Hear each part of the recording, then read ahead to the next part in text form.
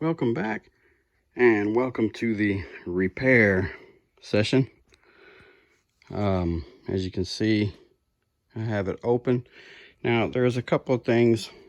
I found it at least temporarily easier once the display is open to remove the cable off of the display unit here rather than right here. This little board has to basically come out anyway. It's part of the fan setup and some other things, but it's got to come out too eventually. But the lid, as you can see, I just have it hanging by the ground. I could undo that, but it's not hurting it.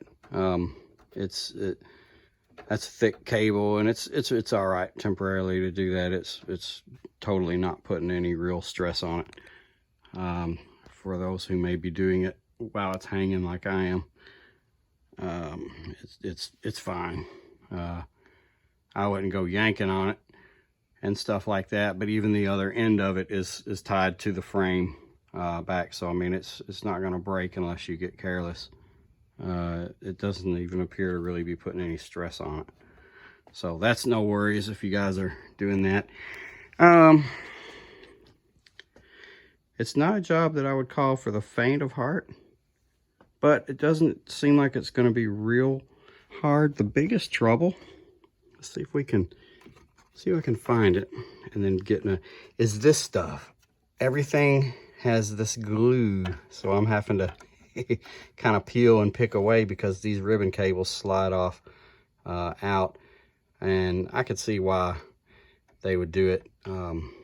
But you know, the first time you have a failure, you gotta do that. You know, I guess if you were really wanting to go back at the end, I may, but I doubt it. Use some hot glue and just do a couple of the easy ones, or the ones I think that don't fit firmly or something. But for the most part, it's on the wall and it's not traveling anywhere, and I'm not gonna try to seal that back up like that, because they snap in just like they would in a PC. They feel, if you're familiar with working with a computer of any kind, they pretty much fit like the ribbon cables of a PC. So once they're in there, unless this unit was like in a mobile situation or something like that.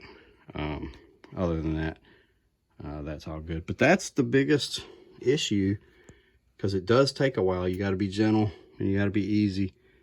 And there's a few cables to undo. There's so far, like, this is the fan and display area. This is actually the power for the fan, what looks to me. And this one is who knows what. It's something that goes into but a lot of these are shaped so that they only fit in certain places. Like this one it would go back right up in here once the new board is on. Same thing with this one right here. A lot of them are cut pretty much to length. Right now, all I'm really doing is getting some of those easy ones undone and the glue and stuff separated before I start actually looking and marking things off. So far, I'm not too concerned about losing track of what's going on. It's fairly straightforward.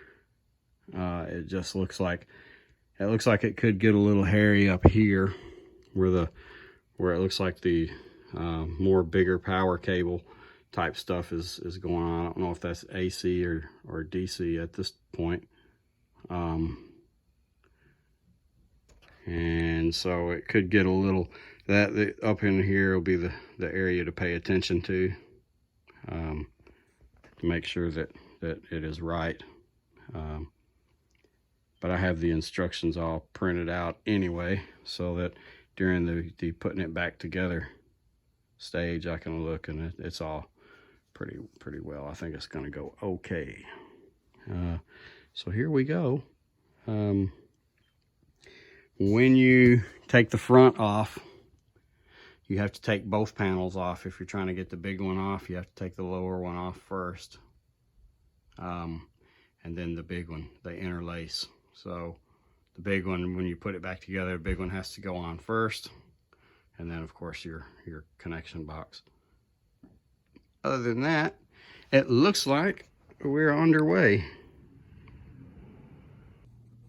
right, the board is out, and I had a request to take some pictures, but I'll do even better. I'll just film up. There's actually nothing really to see.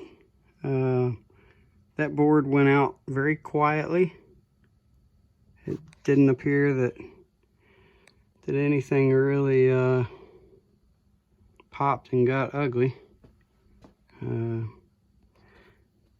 they did say that when you install the next board, or the new one, to do the firmware as soon as it boots up. In other words, don't wait and waste time, because for some reason there is a critical error in the old boards before the update.